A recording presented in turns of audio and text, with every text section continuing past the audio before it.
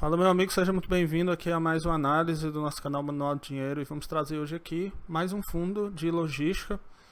Esse fundo não é muito divulgado, mas é um fundo bem interessante. Vamos trazer hoje ele aqui para você, mostrar como é que ele funciona, os pontos positivos e negativos do LVBI 11, o VBI Logístico. Então vamos lá começar a análise. Aquele tradicional aviso antes de iniciar: nada do que eu falar aqui é conselho de investimento, apenas uma opinião que estou compartilhando aqui com você com fins educativos, ok? Então, basicamente, o LVBI é um fundo que investe seu patrimônio líquido em direitos sobre imóveis do segmento de logística ou industrial, ok? Imóveis-alvo. Vamos lá, então. Ele é do setor de logística, data de IPO 16/11/2018, ela é relativamente recente. O gestor VBI Real Estate, tá? O mandato dele é renda, o objetivo dele é aferir renda dos aluguéis, distribuir dividendos através dessa renda. Participação bem relevante no IFIX, certo? 1,58%. E a taxa de administração dele é de 1,30% sobre o patrimônio líquido do fundo, né, calculado conforme regulamento. A taxa efetiva de janeiro agora de 2021 deu 1,12% sobre o patrimônio líquido, certo? Vamos lá. Bom, os dividendos deles são ok, nada demais, certo? É mediano, né? Nos últimos 12 meses 5,89%, no último mês 0,51%. Então, dentro da média aí, o que vem acima de 0,5%, entre 0,5 e 0,6 ao mês é mediano, é tranquilo. Ok? Nada demais aí em relação aos proventos dele. Em relação à distribuição de dividendos, o histórico aí, a gente pode ver que ele vinha distribuindo dividendos em 2019 e houve aí uma ligeira redução agora nesse período. Então ele não vem crescendo aí a sua distribuição de dividendos, ok? Ele vem reduzindo, tá?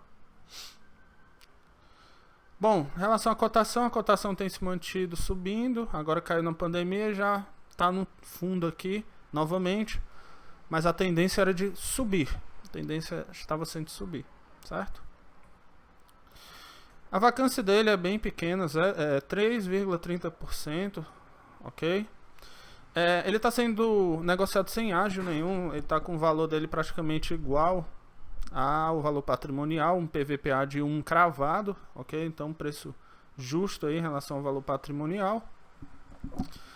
E vamos aqui trazer o último relatório gerencial dele de março de 2021, patrimônio líquido. Ele vem trazendo aqui algumas informações e tal, alguns do que nós já falamos, certo? Ó, o total aqui de patrimônio líquido alocado em imóveis é 77,6%, certo?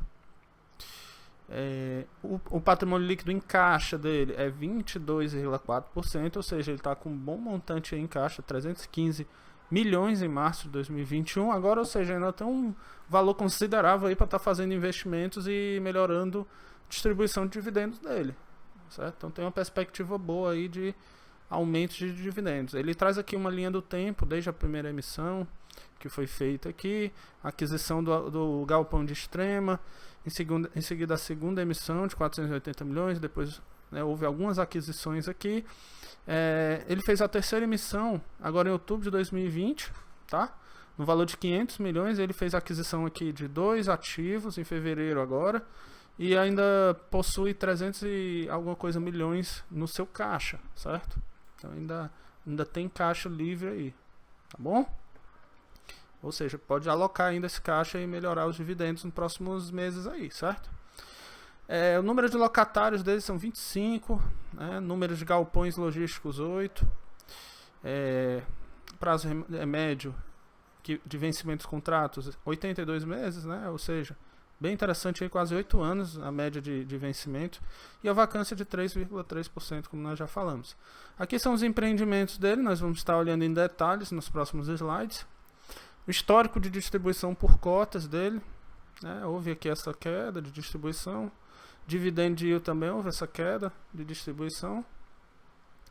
Aqui ele mostra a rentabilidade, ok. Isso aqui já falamos. O histórico, a performance dele em comparação com... aqui tem o LVBI 11, certo? LVBI 11.2, aqui eu não entendi muito bem isso aqui. E o IFIX passando aqui em laranja abaixo. Você pode ver que ficou bem acima, pelo menos antes da pandemia, o resultado. andou lado a lado com o IFIX aqui. E ele anda aí pau a pau com o IFIX, vem caindo aqui praticamente pau a pau com o IFIX, o resultado dele, o histórico dele, certo? Aqui a liquidez, ok, tem subido bastante, o número de cotistas tem subido, ok? Agora de 2020 para cá, de um ano para cá tem subido bastante. Aqui ele mostra a carteira de ativo deles. São esses ativos que eles têm, ok? Extrema, Minas Gerais, com 9 locatários, que corresponde a 33% da receita. É importante, nós vamos ver com mais detalhes, mas como ele tem 9 locatários, então fica mais diluído. Vamos mostrar mais para frente cada um desses ativos. Aqui estão os ativos do fundo. Agora a alocação por região, em percentual de receita. A gente tem que 48% da receita dele vem da região metropolitana de São Paulo, 12% da região metropolitana de Curitiba, a região de Extrema, tá, que é uma região bem estratégica, aí, 32%, e Belo Horizonte está com 8%, certo? Ok? Então tem uma concentração nessa região de São Paulo aqui, um pouquinho em Curitiba, um pouquinho em Belo Horizonte. Em relação à classe dos ativos, classe A corresponde a 93% da receita e classe B 7%. Então são ativos de boa qualidade, classe A. Ok? Então isso mostra que eles vão ter um bom diferencial competitivo aí no mercado. Aí aqui são onde estão localizados os ativos. Aqui o de Minas Gerais, Belo Horizonte, tem o de Curitiba aqui. E a grande maioria deles está localizado aqui nessa região, né? Esse eixo aqui Ribeirão Preto, São Paulo. Aqui tem o de Extrema, número 2, bem aqui, que corresponde à maior parte das receitas, está aqui nessa região aqui, próximo, né, estratégica, próximo Rio de Janeiro, São Paulo, enfim, Minas Gerais, Belo Horizonte, né, tá numa região bem estratégica aqui, bem interessante. Agora o percentual da receita por ativos, quando você vai ver, né, aqui Extrema corresponde realmente a uma grande concentração aqui. 32% vem de lá da receita, mas como nós falamos, nós temos vários inquilinos lá, que ajuda a diluir mais. E o restante é bem diluído, né? Ou seja, eu gostei da diversificação, bem diversificado esse fundo. Os ativos dele têm boa qualidade. Agora uma coisa que me incomodou um pouco foi a concentração maior em contratos típicos. Ok? O contrato típico tem suas vantagens, o atípico tem suas vantagens também. Porém, existe, para o setor de logística, eu gostaria de ver um contrato, eu gostaria de ver um percentual maior de contratos atípicos. No caso aqui nós temos 72% de contratos típicos, ok? Que são menos seguros do que os atípicos, porque galpões logísticos eles costumam ter um grande área e isso aí pode ser um problema, né, ter tantos contratos típicos. Mas enfim, aí vai depender da estratégia do fundo, é só uma observação, não quer dizer que o fundo é ruim por causa disso, certo? É preciso investigar mais a fundo a estratégia dele. Ok? Aí, por indexador, a maioria da receita dele é indexado pelo IGPM, como é de praxe dos contratos típicos, né? 18% IPCA e 11% IPC. Aqui é por segmento, a grande maioria é logística, né? Desculpa ali, logística, 49%. Agora a alocação por inquilinos. A gente já tem um quadro mais bem diversificado aqui quando nós falamos de inquilinos, certo? Nós temos a Ambev com 14%, a DHL com uma operação significativa aqui, 26%. E uma boa distribuição aqui entre inquilinos. Temos a Amazon aqui também com 15%, enfim. Você vê que empresas aí de empresas de internet como a Amazon, enfim, estão cada vez mais precisando de galpões logísticos para crescer suas operações. À medida que as compras pela internet vão melhorando com o passar dos anos, esse é um setor que vai demandando cada vez mais. Agora em relação aos vencimentos, os contratos, a gente tem vencimentos aqui diversificados a partir de 2023. Nós já temos 6% dos contratos para vencer agora. 2024 temos já 10% dos contratos, 2025 4%. Enfim, o horizonte de vencimento está bem próximo aí dos contratos, certo? E é isso. Eles estão próximos aí de vencer, não está muito longe não. A gente vai ver. A vacância física dele tem diminuído com o passar do tempo, como você pode ver aqui, né? É bem positivo esse dado. Aqui nós temos os contratos, mais detalhadamente, Magazine Luiza, vence agora em 2026. Aqui nós temos os resultados, né, o DRE, não vamos prender também muito nisso, porque senão o vídeo vai ficar muito longo.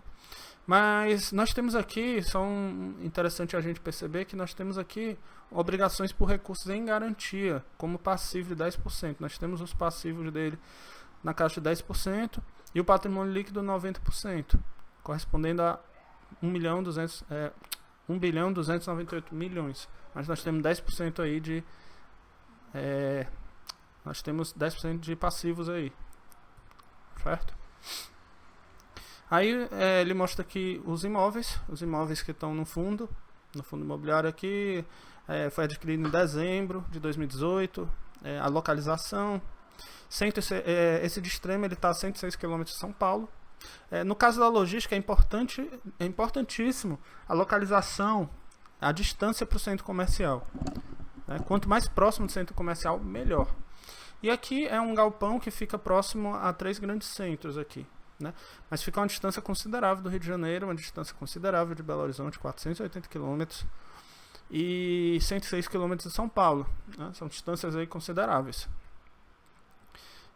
O ativo, esse aqui, o de Itapevi, ele está localizado na Avenida Portugal, Itapevi, e possui uma distância somente de 30 km para a cidade de São Paulo, bem acessível, bem próximo aí da cidade de São Paulo, apenas 30 km. Esse ativo aqui de Guarulhos, ele se localiza em Guarulhos, dentro de São Paulo, bem interessante, ok? Bem localizado aí, bem interessante esse ativo, é outro bom ativo. Esse outro aqui está a apenas 40 km do centro de Curitiba, não é uma distância bem razoável. A rua nem é tão importante aqui é a proximidade com a avenida principal e a distância para o centro, né? Bem localizado, ok? Aqui o ativo de Mauá foi adquirido em 2019 e está localizado estrategicamente no entroncamento da Avenida Papa João 22 com acesso com a Rodanel, Mauá, São Paulo, certo? Que esse outro ativo de Pirituba, ele está localizado em São Paulo, está próximo à rodovia Anhanguera e à Marginal Tietê, também é um outro ativo bem localizado mesmo, ok? Ativo de Betim, né? O ativo de Betim está em Minas Gerais. Betim está localizado, né, a 30 km de BH, bem próximo mesmo a BH.